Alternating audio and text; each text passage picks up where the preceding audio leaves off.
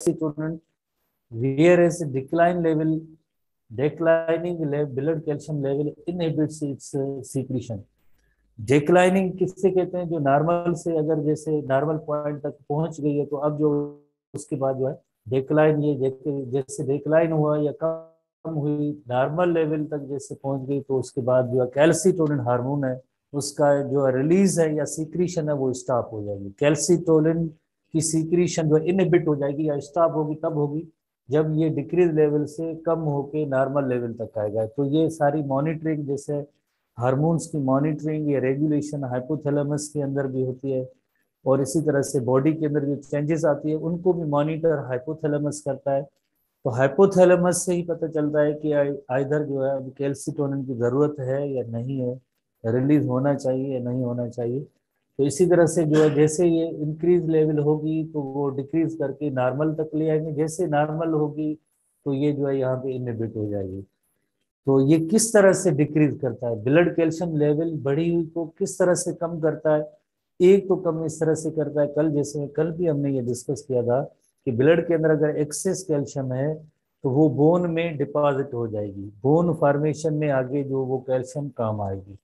Access level of वो calcium जो है डिपॉजिट हो जाएगी बोन के अंदर, यानी ब्लड से निकल के बोन में कैल्शियम चली जाएगी। ब्लड से जो बढ़ी हुई इंक्रीज लेवल थी कैल्शियम की वो निकल के बोन में जाएगी, तो इस तरह से ब्लड की कैल्शियम लेवल कम हो जाएगी। तो नंबर वन जैसे इसका फंक्शन ये हुआ कि calcitonin increases the deposition of calcium in the bone matrix, इसी तरह से ये डिक्रीज हो गई।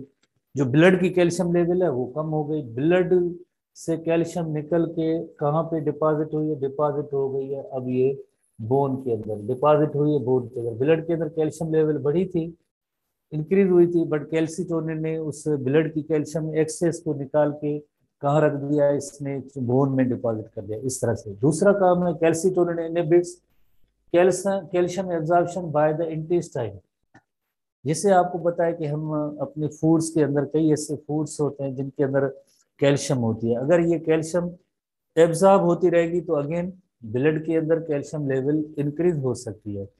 तो यहीं से जो है कैल्सिटोनिन उस डाइजेस्टिव सिस्टम को जहाँ से एब्जॉर्प्शन होती है उसी को ये इनहिबिट कर देंगे, कैल्शियम को वहां से एब्जॉर्ब भी होने नहीं देंगे। कैल्शियम एब्जॉर्ब ही नहीं होगी, जब कैल्शियम एब्जॉर्ब ही नहीं होगी तो ब्लड में भी नहीं आएगी।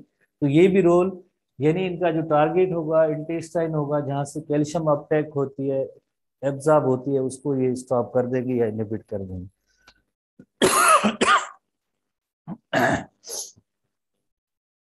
तो calcitonin inhibits calcium absorption by intestine. तो इस तरह से जो मजीद जो है फूड से डाइजेस्टेड फूड या डाइजेस्टिव ट्रैक्ट से जो फूड आ रहा है वहां से जैसे एब्जॉर्प्शन करना ये इंटेस्टाइन का काम होता है।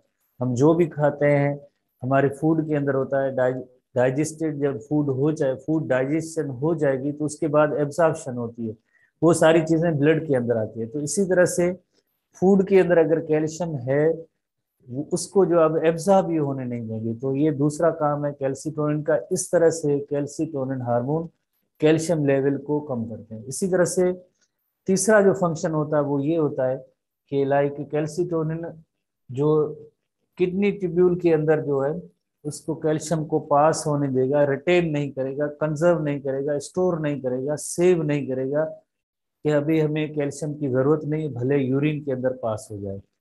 तो आपको पता है कि जिस तरह से ऐसे सोडियम कैल्शियम लेवल है ये सारी जो है मेंटेन होती है किडनी ट्यूब्यूल के अंदर, तो वहाँ पे हार्मोन्स का भी इफेक्ट होता है, effect of hormone on the working of kidney. ये एसटीबी जो बुक है चैप्टर 1 उसके अंदर एक अलग से हेडिंग भी है जिसमें एडीएच हार्मोन का भी किरदार लिखा गया है, उसमें कैल्सिटोनिन भी है, अल्डोस्टेरोन हार्मोन है, इनका रोल जैसे बताया गया फर्स्ट ईयर में और इंटर में चैप्टर 1 के अंदर होम्योस्टेसिस चैप्टर के अंदर। तो वहां पे भी जैसे हमने यकीनन थोड़ा बहुत पढ़ा होगा, तो ये कैल्सिटोनिन का काम होता है कि के यूरिन के अंदर जो है जो भले कैल्शियम है वो यूरिन के अंदर पास हो जाए, ये इसको जो है रीअब्जॉर्ब करने नहीं देगी। तो हम सिंपल वर्ड्स में ये नोट करेंगे कैल्सिटोनिन हार्मोन के जो है तीन जैसे टारगेट हुए, कौन से? एक बोन टारगेट हुआ, इंटेस्टाइन टारगेट हुआ, और तीसरा जो टारगेट हुआ किडनी ट्यूब्यूल, यानी कैल्सिटोनिन इन थ्री, ये इनके टारगेट है, इन पे जो इफेक्ट करता है। तो इसी तरह से ये तो इनका रोल या फंक्शन हुआ। अब देखते हैं कि कैल्सिटोनिन का बॉडी के अंदर और क्या किरदार है। कैल्सिटोनिन हमें क्या जिस तरह से हेल्प देता है बॉडी की मेटाबॉलिज्म के हवाले से। कैल्सिटोनिन जो है बोन ग्रोथ के लिए बहुत जरूरी है, क्योंकि जैसे आप देख रहे हैं कि कैल्शियम एक्सेस जो होती है वो ब्लड से निकल के बोन में आती है। तो यानी जब भी जैसे बोन ग्रोथ हो रही होती है उस वक्त अगर कैल्सिटोनिन रिलीज होता है तो ये एक थोड़ा सा बॉडी की ग्रोथ के लिए जरूरी है। तो ये जो है कैल्शियम की डिपॉजिशन होगी, कैल्शियम डिपॉजिट होगी तो बोन स्ट्रांग होंगे। तो ये because of calcitonin hormone. Calcitonin appears more important in childhood where the skeleton grows quickly, the bones are changing dramatically in mass, size and shape। तो जाहिर है बच्चों में जैसे ग्रोथ होती है अर्ली एज के अंदर, यकीनन उनमें जो अर्ली एज में जो ग्रोथ होती है तो उसमें बोन्स के अंदर कैल्शियम की डिपॉजिशन होना ये जरूरी होती है। तो उस वक्त कौन सा हार्मोन जो इम्पोर्टेंट हो इनको इससे इफेक्ट करेगा, दैट इज अ कैल्सिटोनिन। इसी तरह से इफ डेफिशिएंट प्रोडक्शन, किसकी, कैल्सिटोनिन की अगर कमी होगी तो क्या होगा, calcium are not deposited in bone. जैसे आप देखें ना ये काम किसके जरिए हो रहा है, ये काम जो है कैल्सिटोनिन के जरिए हो रहा है। कैल्सिटोनिन हार्मोन यानी ब्लड से जो है कैल्शियम निकल के जो है बोन के अंदर आइए। अब ये नहीं होगा अगर ये डेफिशिएंट प्रोडक्शन है, कम कैल्सिटोनिन रिलीज होता है तो जाहिर है ये डिपॉजिट इन बोन्स नहीं होगी, कैल्शियम नहीं होगी। तो फिर क्या होगा, फिर ये होगा कि ब्लड के अंदर कैल्शियम लेवल जो है हाई होगी। इसके रिजल्ट में ये होगा कि जब ये ब्लड की कैल्शियम बोन में डिपॉजिट नहीं होगी तो रिजल्ट के ये होगी कि ब्लड के अंदर हाई कैल्शियम लेवल होगी, ब्लड के अंदर हाई कैल्शियम लेवल होगी। अगर कैल्सिटोनिन हार्मोन रिलीज नहीं होता है, कम है, तो कैल्शियम बोन्स के अंदर जमा नहीं होगी, कैल्शियम बोन के अंदर जमा नहीं होगी तो ब्लड के अंदर कैल्शियम लेवल हाई होगी। तो जब भी ऐसी ब्लड के अंदर कैल्शियम लेवल हाई होगी तो रिजल्ट क्या होगी, causes disturbance in the functioning of the muscles। जैसे आपको पता है कि मसल्स की कॉन्ट्रैक्शन है तो कैल्शियम पे बहुत ही इसका इम्पोर्टेंट एक रोल होता है। हमने पढ़ा भी है कि जैसे दे open the binding site, actin और मायोसिन की बाइंडिंग के लिए कैल्शियम आयंस का होना जरूरी है। तो कैल्शियम आयंस जो बहुत इंपॉर्टेंट होती है क्रॉस ब्रिजेस बनने में, उनका एक इम्पॉर्टेंट रोल है। अदरवाइज मायोसिन हेड जो है एक्टिन के साथ नहीं बाइंड हो सकता, जब तक ये बाइंड नहीं होगा तो मसल कॉन्ट्रैक्शन नहीं होगी। तो इसी तरह से यानी हाई लेवल कैल्शियम जो है disturbs in the functioning of the muscles and nervous system and may lead to the kidney stone. ठीक है, अगर हाई लेवल होगी, किसकी हाई लेवल, कैल्शियम की, कैल्शियम की हाई लेवल होगी ब्लड के अंदर तो ये किडनी स्टोन भी बन सकते हैं। मसल्स और नर्वस सिस्टम की फंक्शन है वो भी ऐसे मुतासर हो सकते हैं because of high level of calcium in the blood. High level क्यों हुई है, बिकॉज कैल्सिटोनिन की कम प्रोडक्शन हुई। कैल्सिटोनिन कम प्रोडक्शन तो ब्लड के अंदर कैल्शियम लेवल हाई होगी। ब्लड के अंदर अगर कैल्शियम लेवल हाई होगी तो रिजल्ट ये होगा कि एक तो जैसे किडनी स्टोन भी बन सकते हैं, नर्वस और मसल फंक्शन भी मुतासर हो सकते हैं। यानी high blood calcium level, high blood calcium level क्यों होती है, why, because of deficient production of calcitonin. Calcitonin की जो है कम प्रोडक्शन होगी तो ब्लड के अंदर कैल्शियम लेवल हाई होगी, जिसकी वजह से क्या होगा, जिसकी वजह से रिजल्ट ये होगी मसल की फंक्शन भी मुतासर होंगे as well as nervous system के भी फंक्शन मुतासर होंगे, प्लस में किडनी स्टोन भी जैसे बन सकते हैं। तो ये होपफुली आपने जैसे कल भी एक इसको पॉइंट को इनको पढ़ा था, आज भी जैसे आपने देखा है तो यकीनन जो थोड़ा आप समझ गए होंगे कि लाइक कैल्सिटोनिन का क्या रोल है। अगर आप कैल्सिटोनिन समझते हैं, आसानी से समझ लिया है, तो इसका एक एंटागोनिस्टिक इफेक्ट होता है। एक और हार्मोन है जिसका नेम है पैराथार्मोन। पैराथार्मोन एक दूसरे के एंटागोनिस्टिक है। पैराथार्मोन को हम पीटीएच भी कहते हैं, PTH, parathormone is also called PTH, जो पैराथायरॉइड ग्लैंड प्रोड्यूस करता है। और दोनों के जो फंक्शन होते हैं वो एंटागोनिस्टिक है। एंटागोनिस्टिक की मीनिंग होती है अपोजिट वे में काम करेंगे, हम उनको भी डिस्कस करेंगे आज। पैराथार्मोन जो है, पैराथार्मोन जो पैराथायराइड हार्मोन जो सीक्रेट करेगा उसका काम जो होगा यकीनन जो कैल्सिटोनिन से अपोजिट होगा। यहाँ पे अगर हम पॉइंट्स आगे भी डिस्कस करेंगे, अगर हम देखें जैसे calcitonin increase the deposition of calcium in bone matrix, तो ये इंक्रीज कर रहा है तो वो डिक्रीज करेगा, कौन, पैराथार्मोन। इसी तरह से calcitonin inhibits calcium absorption by intestine, calcitonin inhibits calcium absorption, ये कैल्शियम एब्जॉर्प्शन नहीं होने दे रहा है, वो ये कैल्शियम एब्जॉर्ब होने देगा। इसी तरह से किडनी ट्यूब्यूल्स को अलाउ करते हैं कि भले यूरिन के अंदर कैल्शियम पास हो जाए तो ये कैल्शियम की रीअब्जॉर्प्शन करेंगे, रीअब्जॉर्प्शन ऑफ कैल्शियम करेंगे। तो ये जो थ्री जो पॉइंट्स हैं ना, जैसे इनके टारगेट हैं, टारगेट एक जो है बोन था, दूसरा टारगेट इनका इंटेस्टाइन या डाइजेस्टिव ट्रैक्ट है, तीसरा टारगेट किडनी है।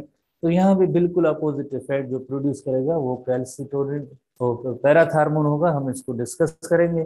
ठीक है, होपफुली कैल्सिटोनिन के आपने फंक्शन जैसे पढ़ लिए कि it increases deposition of calcium in bone. Number two, it inhibits the calcium reabsorption in the intestine.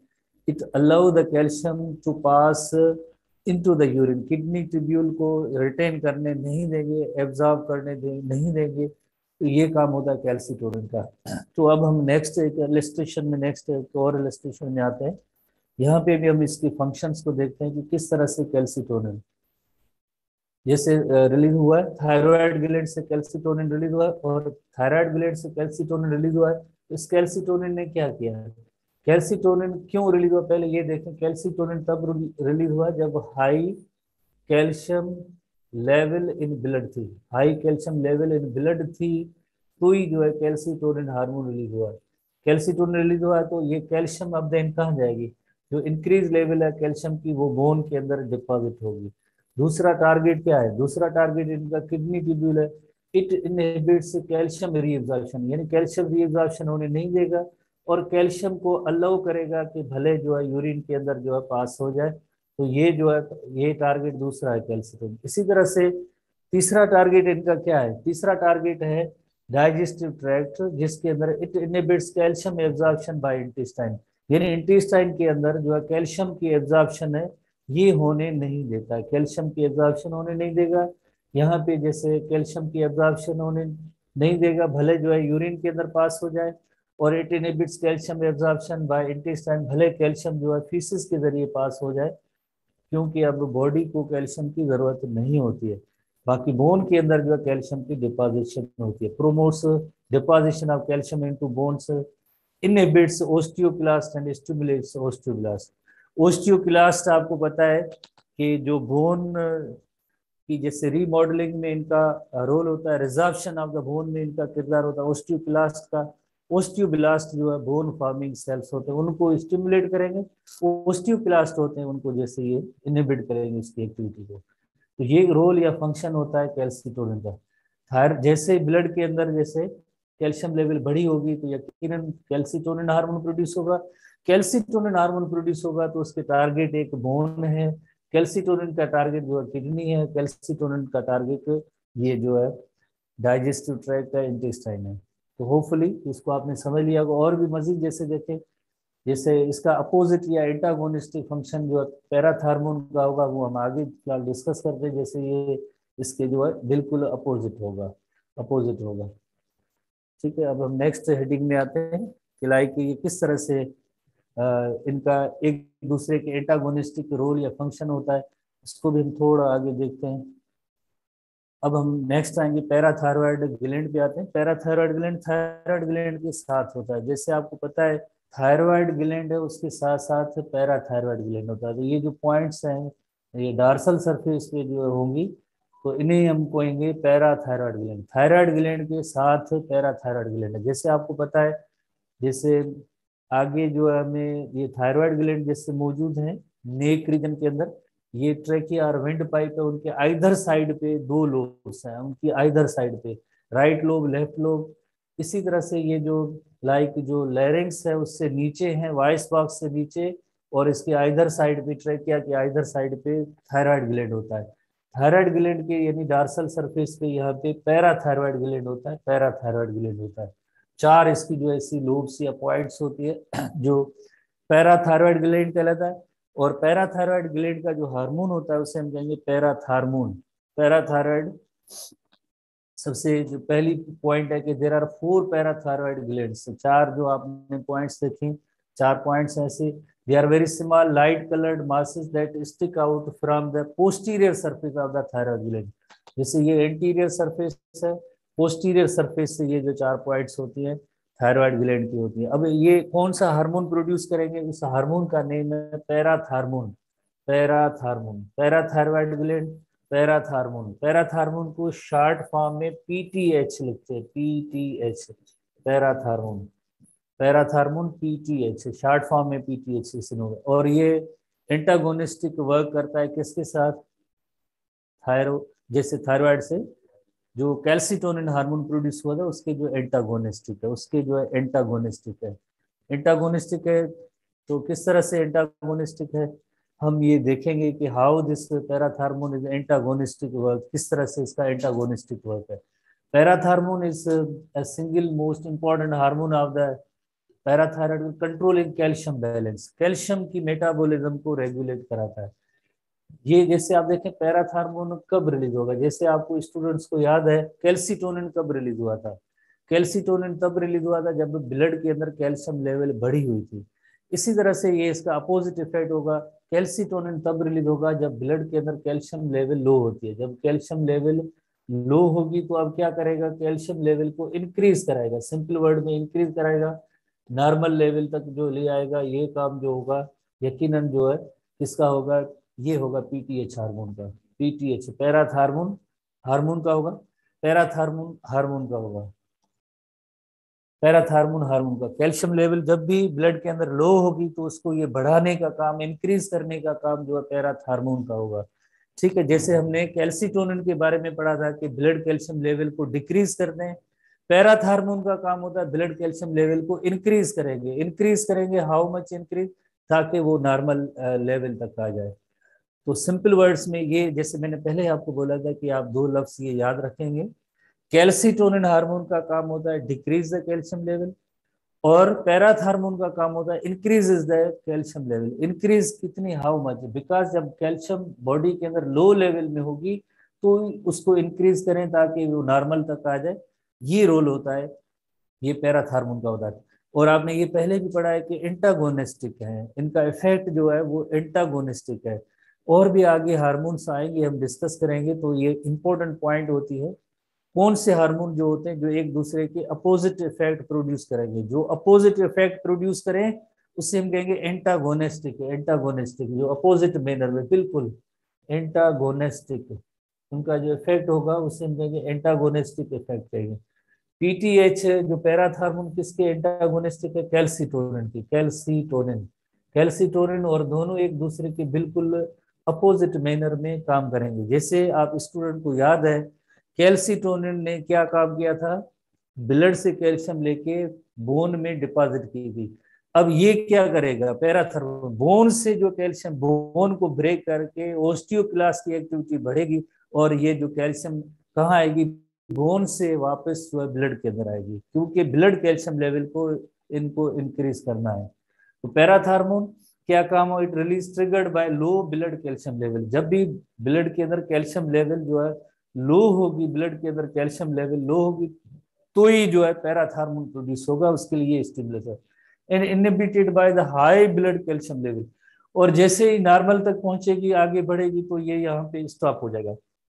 जैसे कैल्शियम लेवल थोड़ी सी बढ़ेगी, इंक्रीज होगी नॉर्मल से, तो ये फौरन पीटीएच से इसका काम जो बंद हो जाएगा। Parathormone works antagonistically to the calcitonin. Antagonistic की मीनिंग क्या होती है, जो अपोजिट मैनर में काम करें उन्हें हम कहते हैं एंटागोनिस्टिक कहते हैं। तो पीटीएच या पैराथार्मोन कैल्शियम लेवल को कैसे बढ़ाता है या इंक्रीज करता है। बढ़ाने का मतलब जैसे आप ये ना समझें कि बहुत ज्यादा बढ़ाता है, उसका मतलब ये होता है जब भी बॉडी की लेवल, जो ब्लड की लेवल के अंदर जो कैल्शियम लेवल कम होती है तो उसको थोड़ा सा इंक्रीज करते हैं। एक तो रिजॉर्प्शन ऑफ बोन, जो ओस्टियोक्लास्ट करते हैं, आपको पता है बोन ब्रेकिंग सेल्स हैं, बोन के अंदर ओस्टियोसाइट्स हैं, ओस्टियोब्लास्ट हैं, ओस्टियोक्लास्ट सेल आपने यकीनन जैसे आपने पढ़े होंगे। तो ये जो ओस्टियोक्लास्ट होते हैं ये बोन ब्रेकिंग सेल्स होते हैं, बोन की रिजॉर्प्शन कराते हैं, बोन की रीमॉडलिंग कराते हैं। यानी सिंपल वर्ड्स में ये होगा कि कैल्शियम बोन से निकल के ब्लड में आएगी। ये एंटागोनिस्टिक टू कैल्सिटोनिन है। कैल्सिटोनिन क्या कर रहा था, ब्लड की कैल्शियम लेवल को बोन में लेके जा रहा था, ये बोन की कैल्शियम है वो ब्लड में आएगी ताकि ब्लड की कैल्शियम लेवल रेस हो, इंक्रीज हो। Number 2, calcium promotes absorption by the intestine. जैसे आपको पता है, हमने देखा कि जो फूड के साथ जो कैल्शियम होती है उसकी अपटेक वो कैल्सिटोनिन रोक रहा था, उसको इनहिबिट कर रहा था। ये क्या करेगा, promotes calcium absorption by the intestine. हमारे फूड्स के अंदर जो कैल्शियम होगी वो एब्जॉर्ब करके ब्लड में लेके आएंगे, ताकि ब्लड की कैल्शियम लेवल जो कम है उसको बढ़ाया जाए। और तीसरा काम, जैसे अगेन मैं आपको याद दिलाऊं कि एसटीबी बुक है चैप्टर नंबर 1, उसके अंदर effects of hormone on the working of kidney के अंदर वेरी क्लियर लिखा हुआ है पैराथार्मोन का इफेक्ट है। पैराथार्मोन हार्मोन का, parathormone increases the resorption of calcium in the kidney tubule. कौन सी पॉइंट है, जैसे आपको पता है कि डिस्टल कन्वोलेटेड ट्यूब्यूल होते हैं, जहां पे डिस्टल कन्वोलेटेड ट्यूब्यूल होते हैं जहां पे हार्मोन का इफेक्ट होता है, और इन हार्मोन की इफेक्ट की वजह से जो कैल्शियम की एब्जॉर्प्शन होती है। ठीक है, तो ये target organs again parathyroid gland के भी इसके हार्मोन के भी टारगेट 3 है। कौन से 3 टारगेट है, एक जैसे बोन है, पैराथार्मोन का भी टारगेट बोन है, पैराथार्मोन का भी टारगेट इंटेस्टाइन है, पैराथार्मोन का टारगेट भी किडनी ट्यूब्यूल्स है। जैसे कैल्सिटोनिन के भी ये 3 टारगेट आर्गन थे, सिमिलरली जैसे कैल्सिटोनिन के भी ये 3 टारगेट आर्गन थे, तो इसी तरह से ये जो पैराथार्मोन है इसके भी ये 3 टारगेट, बिकॉज ये एंटागोनिस्टिक है ना, तो एंटागोनिस्टिक की मीनिंग है जो कैल्सिटोनिन जिन आर्गन्स पे इफेक्ट करता है वही सेम जो आर्गन्स होंगे जिन पे पैराथार्मोन का इफेक्ट होगा। तो ये 3 टारगेट आर्गन्स हैं, बोन भी टारगेट आर्गन है, इंटेस्टाइन भी टारगेट आर्गन है, और किडनी ट्यूब्यूल भी टारगेट आर्गन होते हैं। तो ये पैराथायरॉयड ग्लैंड, और अब इसकी इलस्ट्रेशन पे आएंगे, अगेन इलस्ट्रेशन पे आएंगे कि ये किस तरह से इनकी होम्योस्टेसिस मेंटेन होती है। जैसे calcium homeostasis of the blood, जब ब्लड के अंदर कैल्शियम लेवल जो है तकरीबन हमारे टेक्स्ट बुक में तो नहीं है, 9 to 11 मिलीग्राम पर 100 मिलीलीटर ऑफ द ब्लड होती है। 9 to 11 मिलीग्राम पर 100 मिलीलीटर ऑफ द ब्लड, ये होम्योस्टेसिस के हवाले से ये सेट पॉइंट है। अगर इस 9 to 11 मिलीग्राम से लेवल जो है इम्बैलेंस हो जाए, कम हो जाए या ज्यादा हो जाए, तो उसकी वजह से जो डिफरेंट हार्मोन्स हैं यकीनन वो उनका इफेक्ट होगा। जैसे ये होम्योस्टेसिस के हवाले से ये बैलेंस है कैल्शियम का, इसी तरह से अगर ये इम्बैलेंस या यानी जैसे लो हो जाए तो पीटीएच रिलीज होगा, और इसी से अगर हाई हो जाए तो मींस कैल्सिटोनिन रिलीज होगा। अगर कैल्शियम लेवल यहाँ पे जैसे ये बैलेंस है, ये अगर इम्बैलेंस हो जाए यानी लो हो जाए तो पीटीएच प्रोड्यूस होगा, और जब हाई होगी तो यकीनन जो है कैल्सिटोनिन प्रोड्यूस होगा। कैल्शियम लेवल ब्लड के अंदर जब इस लेवल से बढ़ेगी तो कैल्सिटोनिन इस लेवल से कम होगी, तो जो है पीटीएच हार्मोन प्रोड्यूस होगा। पीटीएच हार्मोन कौन प्रोड्यूस करता है, थायराइड ग्लैंड करता है, और सॉरी पैराथायरॉयड ग्लैंड करता है। Parathormone is produced by parathyroid gland. फिर उसका आगे किस पे इफेक्ट होगा, जैसे यहाँ पे तो कम दिखाया गया है, यहाँ पे वेरी क्लियर हम इसको अलग इलस्ट्रेशन में ले आए। जैसे calcitonin decreases calcium level in the blood, जैसे कैल्सिटोनिन ये रिलीज होगा तो डिक्रीजेस द कैल्शियम लेवल, क्योंकि ये जो है ना इम्बैलेंस हो गया यानी हाई हो गई, इसको अब डिक्रीज करके इस होम्योस्टेसिस तक ले आना है, नॉर्मल रेंज तक ले आना है। तो वो कैसे, एक deposition of calcium in bone करेगा, जो ओस्टियोक्लास्ट डिपोजिशन, जो ओस्टियोक्लास्ट, ये नहीं पॉइंट है, ये नहीं है ओस्टियोक्लास्ट नहीं है, उसको इनहिबिट करेंगे ब्लड से जो कैल्शियम निकल के बोन में आएगी, ब्लड से ओस्टियोक्लास्ट की एक्टिविटी को इनहिबिट करेंगे और ब्लड की कैल्शियम लेवल जो है बोन के अंदर आएगी। नंबर 2 जो इनहिबिट किस तरह से करता है, calcium absorption by the intestine, इसको भी जैसे इनहिबिट करता है। Number 3 decreases it's reabsorption bye kidney tubules allowing excretion of calcium into the urine. तो 3 तरीके होंगे जिसके जरिए कैल्सिटोनिन जो है, जो बढ़ी हुई लेवल थी, यहाँ पे जो हाई लेवल थी उसको कम करके जो वापस होम्योस्टेसिस के अकॉर्डिंगली 9 to 11 मिलीग्राम पर 100 मिलीलीटर ऑफ द ब्लड तक ले आएगा। इसी तरह से पीटीएच होगा, पीटीएच जैसे इस 9 to 11 मिलीग्राम पर 100 मिलीलीटर ऑफ द ब्लड उससे अगर कम होगी तो पैराथायरॉयड ग्लैंड से पीटीएच रिलीज होगा। और पीटीएच का इफेक्ट क्या होगा, पीटीएच के ये 3 इफेक्ट है। पीटीएच का एक इफेक्ट ये होगा resorption of the bone, resorption of bone कौन कराएगा, ओस्टियोक्लास्ट सेल्स कराएंगे। बोन के अंदर जो ओस्टियोक्लास्ट सेल होते हैं, osteoclast degrade bone matrix and release calcium into the blood. तो बोन के अंदर जो लाइक ये जो ओस्टियोक्लास्ट सेल्स होते हैं ये बोन को ब्रेक करेंगे और उसकी कैल्शियम होगी उसको कहाँ भेज देंगे, कैल्शियम को जो यकीनन ब्लड के अंदर भेज देंगे, ताकि ब्लड कैल्शियम लेवल कम हो गई थी वो अब वापस नॉर्मल 9 to 11 मिलीग्राम तक आ जाए। इसी तरह से it promotes calcium absorption by the intestine, जैसे ये इनहिबिट कर रहा था ये प्रोमोट करेगा ताकि कैल्शियम की एब्जॉर्प्शन हो। Increases reabsorption bye kidney tubules, kidney tubules में रीअब्जॉर्प्शन इंक्रीज करे और यूरिन के अंदर कैल्शियम लेवल जो है वो कैल्शियम जो पास ना हो सके उसको इनहिबिट करे, reabsorption of calcium in kidney tubule हो सके। तो ये दोनों एक दूसरे के एंटागोनिस्टिक हैं, ये ओस्टियोक्लास्ट को ये इनहिबिट करेंगे, इनहिबिट करेंगे, ठीक है, यहाँ भी इनहिबिट करेंगे, बोन ब्रेकिंग सेल्स हैं उनकी एक्टिविटी को इनहिबिट करेंगे ताकि ब्लड से जो है कैल्शियम जो है बोन तक जाए। ठीक है, होपफुली आपने इसको समझ लिया होगा, बहुत ही इंपॉर्टेंट पॉइंट्स है, शॉर्ट में पॉइंट एक दूसरे के एंटागोनिस्टिक है, पीटीएच और कैल्सिटोनिन एक दूसरे के एंटागोनिस्टिक है, दोनों जो है अपोजिट मैनर में वर्क करेंगे, अपोजिट मैनर में वर्क करेंगे, और इस तरह से जो इनकी पॉइंट्स हैं वेरी इंपॉर्टेंट पॉइंट्स। और आपको ये जहन में होना चाहिए कि कैल्सिटोनिन कब रिलीज होता है, कैल्सिटोनिन का स्टिमुलस क्या है, जब रेजिंग ब्लड कैल्शियम लेवल, यानी ब्लड के अंदर कैल्शियम लेवल हाई होगी तो जो है कैल्सिटोनिन रिलीज होगा। इसी तरह से ये जो पीटीएच कब रिलीज होगा, पीटीएच तब रिलीज होता है जब फॉलिंग ब्लड कैल्शियम लेवल होगी, जब फॉलिंग ब्लड कैल्शियम लेवल होगी या लो कैल्शियम लेवल होगी, लो की सूरत में पीटीएच रिलीज होगा, और कैल्शियम लेवल ब्लड के अंदर अगर हाई होगी तो कैल्सिटोनिन रिलीज होगा।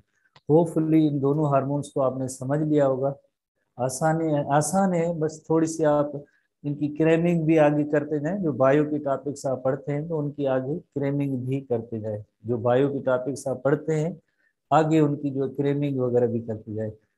सिलेबस दे दिया, जो पॉइंट्स है ना सिलेबस, बार बार स्टूडेंट मैसेज करते हैं सिलेबस क्या है, जो भाई जो ग्रुप के अंदर जो सिलेबस दिया गया है वही पॉइंट्स हैं, उसके अलावा कुछ भी नहीं है, कुछ भी नहीं है जो आप बिला वजह आपके पास, मैं सोचता हूँ कैसे आपके पास इतना टाइम है जो आप फजूल मैसेज करते हैं। इसी तरह से ओवर सिक्रीशन है, ओवर सिक्रीशन ऑफ पैराथार्मोन, उसके भी इफेक्ट है, अंडर सिक्रीशन तो ओवर सिक्रीशन, ओवर सिक्रीशन भी हो सकती है, over secretion is usually as a result of parathyroid gland tumour, उसकी वजह से ओवर सिक्रीशन हो सकती है। ओवर सिक्रीशन किसकी, पीटीएच हार्मोन की, पीटीएच हार्मोन अगर ओवर इसकी प्रोडक्शन होगी तो calcium is release from the bones and bones जाहिर है सॉफ्ट और आसानी से फ्रैक्चर इनका हो जाएगा, यही काम था ना पीटीएच का कि बोन से कैल्शियम निकल के ब्लड में आए, तो अगर पीटीएच की लेवल जो ज्यादा होगी तो अब ये बोन जो है वीक हो जाएगी, बोन वीक हो जाएगी और आसानी से ब्रेक हो सकती है, यानी आसानी से फ्रैक्चर हो सकता है। अगर पीटीएच लेवल हाई होगा, पीटीएच लेवल हाई होगा तो बोन की जो कैल्शियम है वो जाहिर है ब्लड में आ जाएगी, तो बोन वीक हो जाएगी और आसानी से फ्रैक्चर होगा। इसी तरह से दूसरा इफेक्ट है blood calcium level elevates, calcium level जब बढ़ती है, एलिवेट लफ्ज की मीनिंग होती है इंक्रीज होती है, इंक्रीज कैल्शियम लेवल की कंडीशन को कहेंगे हाइपर कैल्सीमिया। तो आप बायोलॉजी के स्टूडेंट है, मेडिकल के स्टूडेंट है, तो हाइपर लफ्ज की मीनिंग ही जैसे हाई होती है, हाइपर लफ्ज की मीनिंग है हाई, इसका अपोजिट टर्म हाइपो होता है, हाइपो की मीनिंग होती है लो, हाइपर की मीनिंग होती है ज्यादा। Calcaemia refers to calcium level, blood के अंदर अगर कैल्शियम लेवल इंक्रीज है, ब्लड के अंदर अगर कैल्शियम लेवल बढ़ी हुई है तो इस कंडीशन को कहते हैं हाइपर कैल्सीमिया। अगर ब्लड की कैल्शियम लेवल जो कम होती है नॉर्मल रेंज से, उससे कहेंगे हाइपोकैल्सीमिया।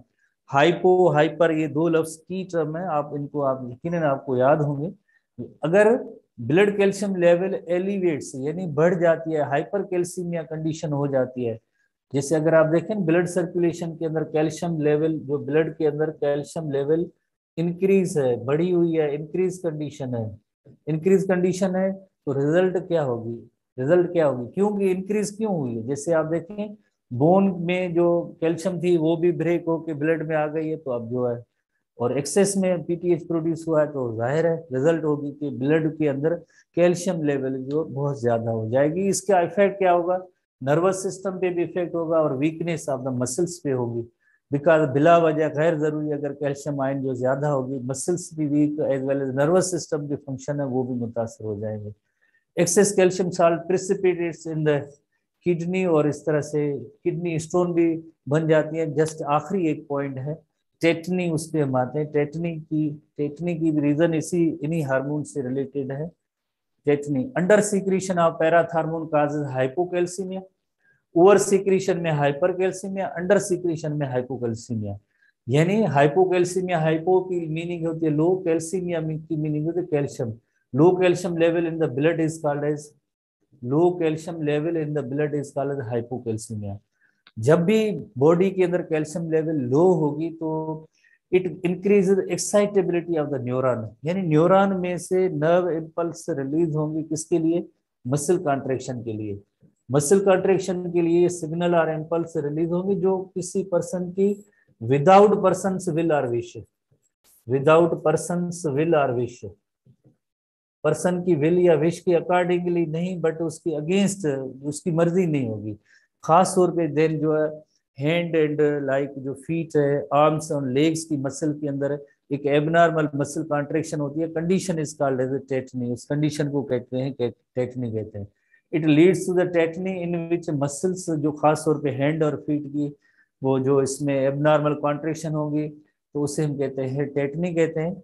अगर टेटनी जो रेस्पिरेटरी ऑर्गन्स के अंदर अगर टेटनी हो तो डेथ भी हो सकती है, बट ये जो टेटनी जो हेड्स एंड फीट के अंदर होगी थोड़ी सी पेनफुल सिचुएशन होती है, पेनफुल सिचुएशन होती है। तो ऐसे पेनफुल तो जिसमें कोई इसमें डेथ का, जैसे इन ऑर्गन्स के डेथ से रिलेटेड चीजें नहीं है।